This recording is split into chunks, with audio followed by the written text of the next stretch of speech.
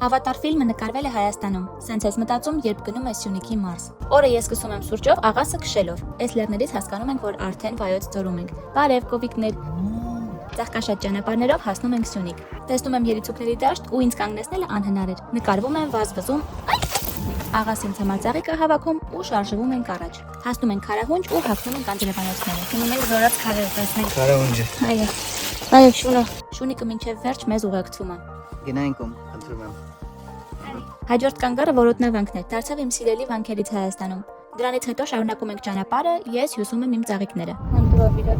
Վերջացրի ու հասնում ենք Գորիս։ Մի հատ է ժայռերին նայեք։ Հաջորդ օրը սկսում ենք Խնձորեսկով, փորձում եմ անցնել ճոճվող կամուրջը ու չի հաջողվում իհարկե։ Գակես։